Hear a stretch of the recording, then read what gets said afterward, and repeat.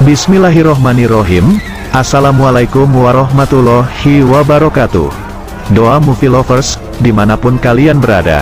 Semoga kalian semua dalam keadaan sehat, dan selalu bahagia.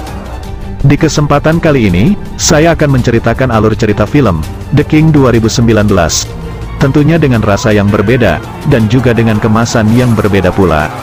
Oke, tak usah berlama-lama lagi, supaya tidak menimbulkan pemborosan kata. Dan inilah sebuah pantun untuk Anda semua. Parman bacoan dicekel hansip. Mari mangan garokoan, kurang sip. Lepaskan sepatu Anda, lepaskan pakaian Anda, dan lepaskan penutup kepala Anda, serta segala beban pikiran yang ada di otak Anda. Dan, intro.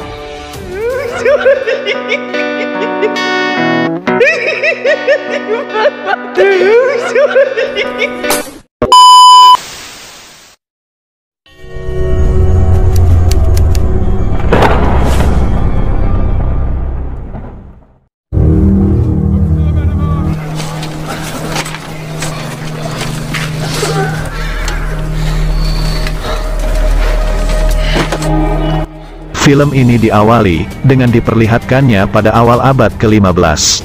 Yang dimana saat itu, kerajaan Inggris dipimpin oleh seorang raja, yang bernama Henry Bolingbroke, atau yang lebih dikenal dengan Raja Henry keempat. Beliau adalah sosok raja yang gila perang. Dan selama ini mempunyai ambisi, untuk meneruskan impian para pendahulunya, yaitu menaklukkan kerajaan Perancis. Hingga atas sifat egoisnya itu, beberapa petinggi militer dalam kerajaannya, semakin menunjukkan ketidaksenangan terhadapnya. Terlebih saat Raja Henry, tak mampu meredam pertikaian, dengan Skotlandia dan pemberontak Wales, yang masih berada di bawah wilayah kekuasaannya.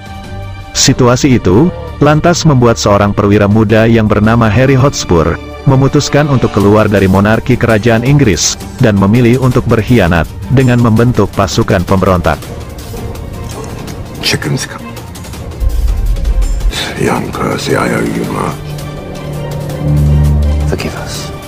Terjadinya kekacauan yang terus-menerus di dalam kerajaan, akhirnya membuat sang raja sakit parah, terlebih saat mendengar, jika kas kerajaan saat ini semakin menipis. Hingga dari sana, sang raja lantas mengutus anak buahnya, untuk menemui seseorang, yang kini berada di wilayah Wales. Dia adalah seorang pemuda bernama Henry, yaitu anak sulung dari Raja Henry keempat, yang selama ini diasingkan dan dikucilkan, setelah kematian ibunya beberapa tahun silam. Dan para utusan kerajaan, saat itu langsung menyampaikan pesan raja, yaitu untuk menyuruh Henry datang ke istana.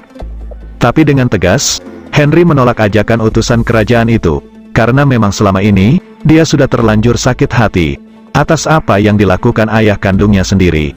Karena, dia seakan merasa dianaktirikan dan merasa iri, kepada saudara laki-lakinya yang bernama Thomas. Dan pada keesokan harinya, pengawalnya yang bernama John Falstaff, ia terus berusaha membujuknya untuk menemui raja, sebelum dia menyesal. Hingga dengan terpaksa, Henry pun lantas menuruti nasihat itu, dan langsung bergegas pergi ke istana kerajaan. Namun tanpa diduga, ternyata sesampainya di istana, Henry justru kembali dibuat sakit hati, oleh ayahnya sendiri. Yang faktanya, dia hanya ingin memberitahukan, jika calon pewaris tahta mahkota raja, akan diberikan kepada Thomas, yaitu saudara laki-lakinya. Dengan kesabarannya, Henry pun berusaha berlapang dada. Terlebih, memang selama ini dia tak pernah menginginkan, bahkan meminta untuk menjadi seorang raja, karena dia lebih nyaman untuk hidup sebagai rakyat jelata. Hingga beberapa hari kemudian, terdengar kabar, bahwa saat ini, Thomas yang berstatus sebagai calon pemimpin kerajaan Inggris, ia akan melakukan penyerangan terhadap para pemberontak dan pengkhianat kerajaan, yang dipimpin oleh Harry Hotspur. Saat itu, Thomas ingin menunjukkan statusnya, dengan memimpin ratusan pasukan militer kerajaan. Meskipun sebenarnya, Thomas adalah orang yang sangat awam, dan tak punya keberanian dalam peperangan. Dan secara mengejutkan, yaitu sesaat kemudian, tiba-tiba Henry datang ke barak pasukan Inggris. Lalu dengan tegas, dia meminta Thomas untuk membatalkan aksi militer ini, karena akan menimbulkan banyak korban jiwa. Dengan gagah berani, Henry lantas menyuruh salah seorang utusan, untuk menyampaikan pesan kepada Harry Hotspur, yaitu untuk melakukan duel, 1 lawan 1, mewakili para pasukan lain, dalam peperangan itu. I will fight him. Dan setelah mendengar tantangan tersebut, dengan sigap Harry menyanggupinya, walaupun di tempat lain, Thomas tetap bersikukuh untuk melakukan perang, dengan melibatkan seluruh pasukan militer. Tapi atas tantangan awal yang telah disepakati, maka Harry menolak untuk bertempur melawan Thomas, yang dianggap lemah dan masih belum dewasa. Dan tanpa berpikir panjang, Henry pun langsung bersiap untuk melakukan pertarungan maut melawan Harry, yang dikenal sebagai ksatria tangguh. Hingga pertarungan pun tak dapat terhindarkan lagi.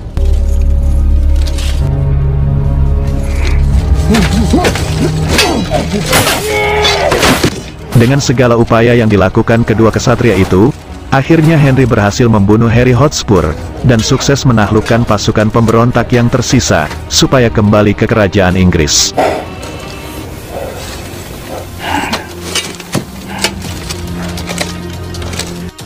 Walaupun atas semua upayanya itu, justru membuat Thomas semakin membenci Harry, karena dia menganggap bahwa Henry telah merampas pamornya. Singkat cerita, beberapa bulan telah berlalu. Dan kini, Henry masih tetap bertahan di rumah penginapannya, bersama pengawalnya yang setia. Tapi di hari itu, ia kembali dikejutkan oleh kedatangan seorang petinggi kerajaan yang bernama William, yang datang ke rumahnya. Sekali lagi, dia membujuk Henry, supaya bisa datang ke istana, karena ternyata, saat ini sang raja, yang sekaligus ayah kandungnya sendiri itu, beliau benar-benar sedang dalam keadaan sekarat. Dan di saat itu pula, William menyampaikan, bahwa Henry akan diangkat menjadi seorang raja, karena ternyata, saudaranya yaitu Thomas, ia telah wafat, setelah ia melakukan aksi militer, saat menyerang Skotlandia. Dan atas bujukan John Falstaff, akhirnya Henry pun kembali bersedia untuk datang ke istana.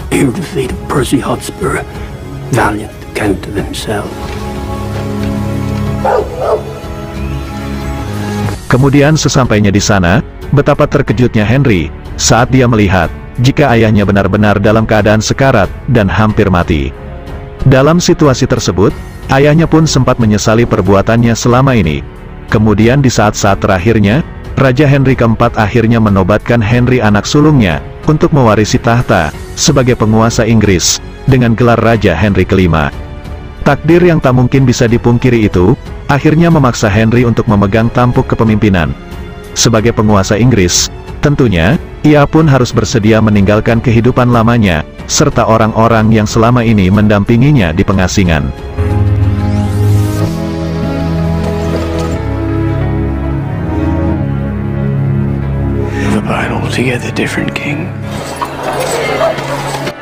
Dan beberapa waktu kemudian, semua rakyat Inggris merayakan hari penobatan raja baru mereka. Prosesi itu disambut dengan gembira, karena semuanya tahu, jika selama ini, rakyat dirasa hidup menderita, saat berada di bawah kepemimpinan mendiang Raja Henry keempat, yang haus dengan perang, dan penuh dengan keegoisan. Kemudian, ucapan selamat berdatangan dari kerajaan-kerajaan Eropa lainnya. Mereka pun memberikan berbagai hadiah, untuk diberikan kepada Raja Henry kelima. Tapi hal yang mengejutkan pun terjadi, saat mereka menerima sebuah kado dari kerajaan Perancis, yang berisi sebuah bola kecil. Hal itu pun lantas diasumsikan, jika pemberian bola adalah simbol hadiah, untuk anak kecil yang tak punya wibawa dan kekuatan. Tapi Raja Henry tetap berpikir positif dan sabar menanggapi hal itu.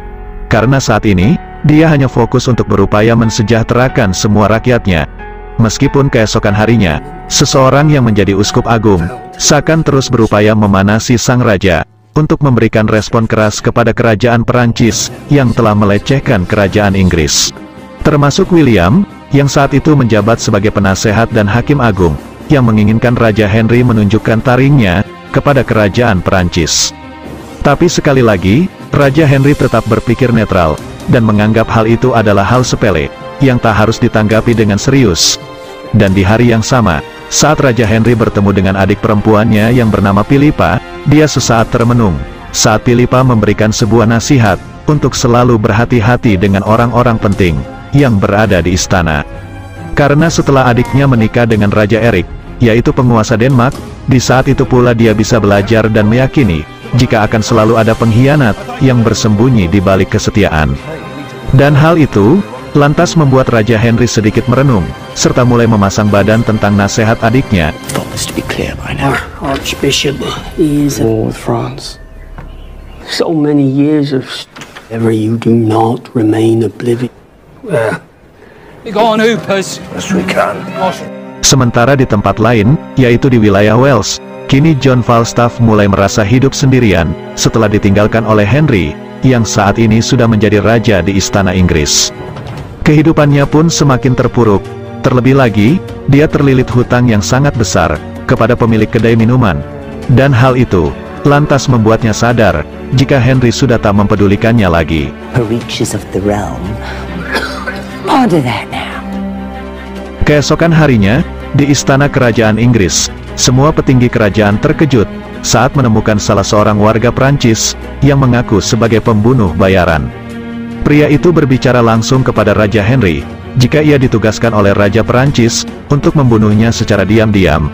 Dan tentu saja, hal itu pun lantas membuat Raja Henry murka. Kesabarannya selama ini pun, dirasa sudah tak bisa ditahan lagi. Terlebih, William juga selalu memberikan masukan konfrontatif, untuk segera bertindak, dan memberikan respon kepada Perancis. This King Henry VI.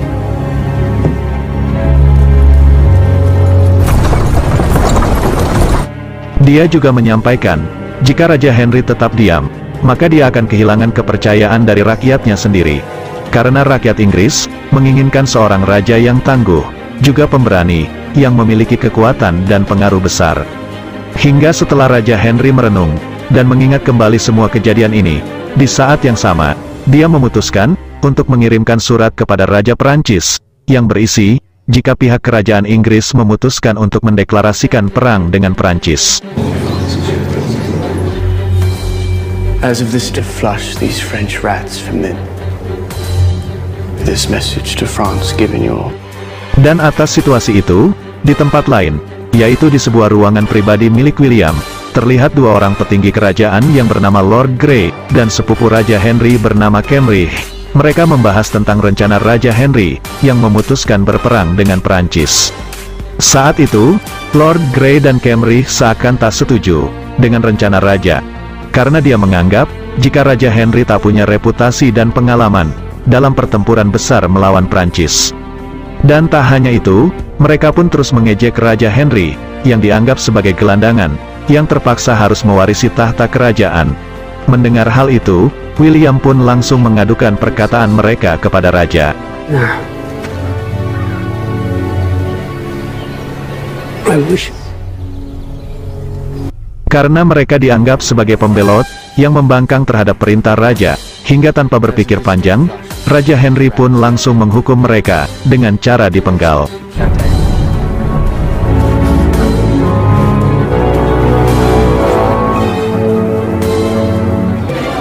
Pada malam harinya, Raja Henry meminta dikawal, untuk pergi ke suatu tempat, karena, dia ingin menemui John Falstaff, yaitu mantan pengawalnya. Ternyata saat itu, Raja Henry meminta John untuk ikut bersamanya, dan bergabung dengan militer kerajaan Inggris. Karena dia menyampaikan sebuah fakta, jika kerajaan saat ini, akan menghadapi perang besar melawan Perancis. Meskipun sebenarnya John menolak, tapi akhirnya dia menyetujui ajakan itu. Namun dengan satu syarat, yaitu Raja harus melunasi semua hutang-hutangnya. That this here be the first occasion present course I've been forced to rely upon the King, as only. I will. bring France down. Keesokan harinya, Raja Henry langsung mengadakan rapat terbuka, dengan seluruh petinggi kerajaan, sembari memperkenalkan John Falstaff, yang saat ini diangkat sebagai perwira baru, dalam kesatuan militer kerajaan Inggris. Meskipun di saat yang sama, para petinggi kerajaan terlihat keberatan, dan meragukan keputusan Raja Henry, yang dengan sepihak mengangkat orang sipil yang tak dikenal, untuk masuk ke lingkungan kerajaan. You and your men should. One is never ready for what awaits. Hingga singkat cerita, beberapa hari kemudian, pihak kerajaan Inggris pun mempersiapkan logistik dan semua perlengkapan perangnya. Karena esok hari, mereka akan berangkat menggunakan jalur laut, untuk menyeberangi Selat Inggris, demi bisa menginjakan kaki di tanah Perancis. Sincere upon landing. Saat dalam perjalanan pelayaran mereka, terlihat wajah Raja Henry seakan menunjukkan keraguan. Hingga singkat cerita, akhirnya semua pasukan Inggris pun berhasil mendarat di tanah Perancis.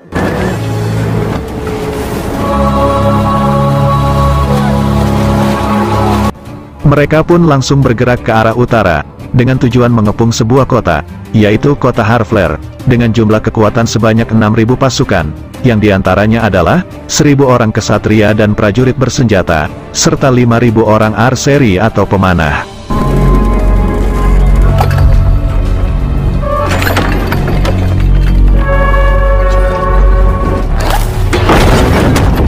Mereka terus mengepung dan menggempur kastil di kota Harfleur menggunakan rebus, meskipun dari pihak musuh, sama sekali tidak menunjukkan respon untuk membalas serangan tersebut. Hingga dalam pengepungan yang berlangsung selama 6 minggu itu, ternyata mampu menguras waktu dan biaya logistik pasukan Inggris. Hingga pada akhirnya, seluruh penghuni kota itu menyerah kepada Inggris dengan syarat, yaitu melarang membunuh warga sipil, serta mengampuni para prajurit yang telah menyerah. Dan setelah berhasil menjalankan misi pertama itu, tiba-tiba mereka menerima berita, jika putra Raja Charles VI yang bernama Dauphin, kini sedang dalam perjalanan untuk menemui Raja Henry. Perasaan haru dan bahagia langsung terlihat di wajah Raja Henry, karena dia menyangka, jika Dauphin datang mewakili ayahnya, untuk menyampaikan pesan pengunduran diri. Tapi ternyata, Dauphin malah memperparah situasi, yaitu menciptakan perang urat saraf, dengan harapan, Raja Henry dan seluruh pasukannya merasa takut dan segera mundur. Tapi, strategi itu kembali dilawan oleh Raja Henry, dengan menyatakan, jika dia berjanji untuk membuat ayahnya sebagai Raja Perancis bertekuk lutut. Kemudian, Raja Henry memerintahkan John untuk segera mengumpulkan pasukan, dan memutuskan untuk melanjutkan perjalanan menuju pelabuhan Calais, yang saat ini dikuasai Perancis. Hal itu bertujuan untuk merebut pelabuhan yang akan menjadi titik strategis, supaya pihak Inggris bisa dengan mudah menyeberang, untuk mengirim pasokan logistik kepada pasukan perintis. Namun akibat ketatnya pertahanan Perancis, maka mereka harus menempuh jalan memutar, dan menyusuri pedalaman hutan. Selama itu, pasukan Inggris harus berjalan lebih dari 320 km. Dan perjalanan yang cukup panjang itu, akhirnya membuat sebagian pasukan menderita penyakit disentri serta kelaparan. Terlebih saat ini, pihak Perancis telah mengetahui pergerakan mereka. Hingga atas informasi pergerakan pasukan Inggris itu, saat ini pihak pasukan Perancis berniat untuk mencegah perjalanan mereka di suatu tempat yang telah mereka persiapkan, walaupun hal itu juga berhasil diantisipasi, saat insting Raja Henry mengatakan, jika ada yang tidak beres saat mereka melewati daerah itu. Kemudian, saat mereka berada di sebuah ladang yang luas, di sebuah daerah yang bernama Agincourt, dia memerintahkan seorang pasukan kuda terbaik untuk melakukan pengintaian, dan melihat apa yang ada di balik bukit itu. Dan ternyata, dia melihat puluhan ribu tenda pasukan Perancis, yang sedang menunggu kedatangan mereka. Hal itu sempat membuat mental Raja Henry goyah, karena dia menyadari, jika jumlah pasukannya kalah banyak, dibanding jumlah pasukan Perancis, yang diperkirakan berjumlah 20.000 pasukan. Hingga di malam itu, ia pun langsung mengadakan rapat, bersama para petinggi militernya. Terlihat seorang perwira yang bernama Lord Dorset menyatakan pendapatnya, jika dalam situasi ini, dia merasakan kemustahilan, untuk bisa menembus pertahanan pasukan Perancis di kandangnya sendiri. Namun, hal itu tiba-tiba dibantah oleh John Falstaff yang mengatakan, jika pasukan Inggris masih bisa menang. Dia lantas memberikan sebuah pandangan dan rencana yang cukup masuk akal, yaitu memerintahkan seluruh pasukan infanteri Inggris untuk melepaskan baju besinya, karena dia memprediksi jika malam ini akan turun hujan lebat yang akan menyebabkan ladang peperangan itu penuh dengan lumpur. Dia juga meyakini jika dengan sebuah jebakan penyerangan kecil, maka pihak pasukan Prancis akan merespon serangan itu dengan mengerahkan 80% pasukannya. Karena dia tahu, jika pasukan itu dipimpin oleh Dauphin, yang punya ego tinggi. Hingga setelah mendengarkan masukan itu, akhirnya Raja Henry pun menyetujui rencana John Falstaff. Dengan syarat, prediksinya tentang hujan di malam ini, benar-benar terjadi. Meskipun sebenarnya, para petinggi lain meragukan rencana itu.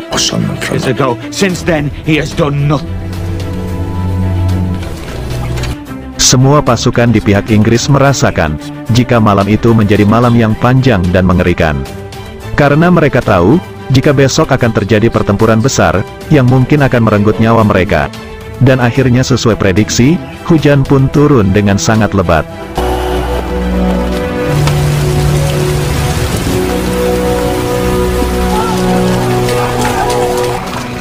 Dan singkat cerita, malam pun berganti. Di pagi itu, Raja Henry sangat terkejut saat melihat John Falstaff sedang bersiap-siap untuk ikut ke dalam pasukan penyerang pertama yang akan melakukan serangan tipuan. Saat itu, mereka seakan saling mengungkapkan salam perpisahan, karena John merasakan jika hari ini adalah hari terakhirnya untuk hidup di dunia, meskipun ia rela mengorbankan nyawanya demi tercapainya cita-cita Raja Henry.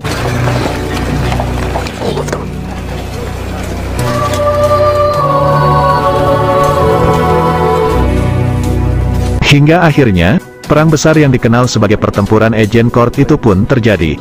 Pasukan penyerang pertama dari pihak Inggris, yang dipimpin oleh John Falstaff, mereka langsung bergerak mendekati pasukan Perancis. Dengan harapan, mereka akan merespon dan mengerahkan 80% pasukannya. Sementara, pasukan infanteri Inggris lainnya, ternyata juga melakukan sebuah taktik.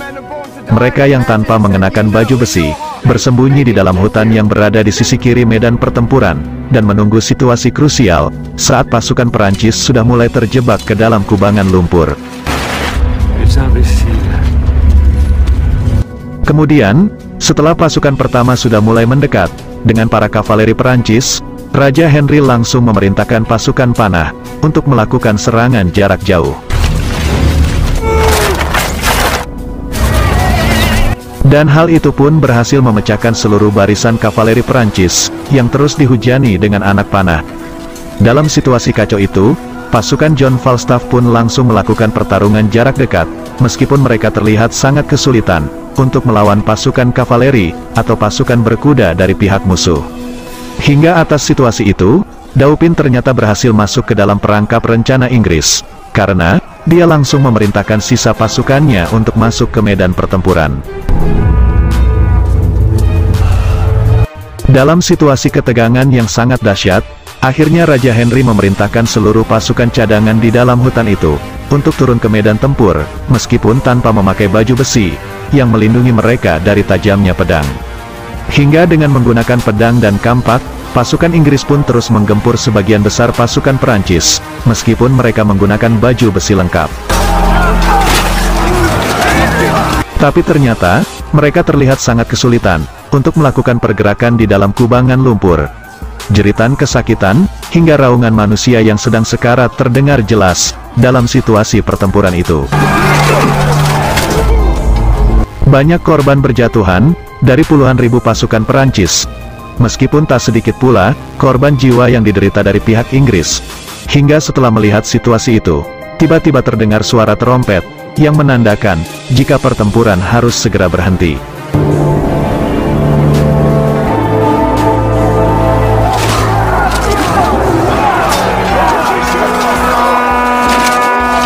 Dan ternyata, saat itu pula Raja Henry melihat Dauphin turun dari kudanya. Dan kemudian, ia kembali menantang Raja Henry, untuk melakukan duel 1 lawan 1, demi mewakili pasukannya yang masih tersisa. Akhirnya, Dauphin tewas dibunuh di tangan pasukan Inggris.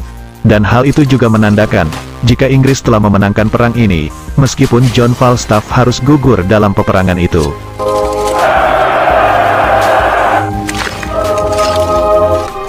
Dan hal itu pun lantas membuat Raja Henry merasakan kesedihan yang sangat mendalam. Dan singkat cerita, setelah peperangan itu berakhir, akhirnya Raja Henry dipanggil langsung oleh Raja Charles ke-6, sebagai Raja Perancis. Ia menanggapi perang ini, bagaikan sebuah hal yang lucu. Karena kejadian ini, akan terus berulang setiap 100 tahun sekali, dan mungkin akan terus terulang, sampai tidak ada satu orang pun yang tahu, kapan kegilaan ini akan berakhir. Hingga dari sana, Raja Charles ke-6 pun bersedia untuk menyerah kepada Inggris. Namun dengan satu syarat, yaitu Raja Henry harus bersedia untuk menikahi putrinya yang bernama Catherine. Dan dari kejadian ini pula, terlahir sebuah perjanjian, yang dikenal dengan Perjanjian Troyes. Dan singkat cerita, setelah Raja Henry kembali pulang ke tanah Inggris, dengan membawa kemenangan besar, ia pun lantas disambut oleh rakyatnya dengan bersukacita. Dan di saat itulah, Ia mulai merasa tercerahkan, karena saat ia mendengarkan penjelasan dan kejujuran dari calon istrinya, saat itu pula ia baru tersadar, jika perang ini tak diinginkan oleh Perancis. Dan selama ini, ia hanya diperalat oleh seseorang di dalam istana, untuk terjebak dalam perang, demi kepentingan pribadinya. Dan saat itu juga, ia pun langsung bergegas untuk menuju sebuah ruangan petinggi kerajaan. All monarchy, seem that you have no explanation for what you have derailed. Yang ternyata, ruangan itu adalah milik William, sang penasehat raja, serta mantan hakim agung, pada masa pemerintahan ayahnya. Dan di saat itu pula, Raja Henry baru menyadari, jika berkat terciptanya perang yang dilakukan oleh Inggris kepada Perancis, saat itu pula William mengakui, jika dia mendapatkan banyak properti berupa tanah rampasan, yang diklaim sebagai harta pribadinya. Hingga di tengah gemuruh suara rakyat yang mengagungkan namanya, akhirnya William pun dibunuh oleh tangannya sendiri. Dan film pun selesai. Of your greatness.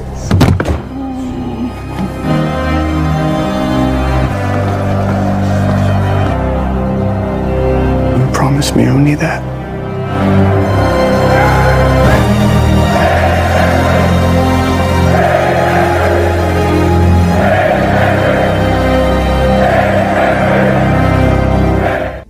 Oke, sekian dulu alur cerita film dari kita.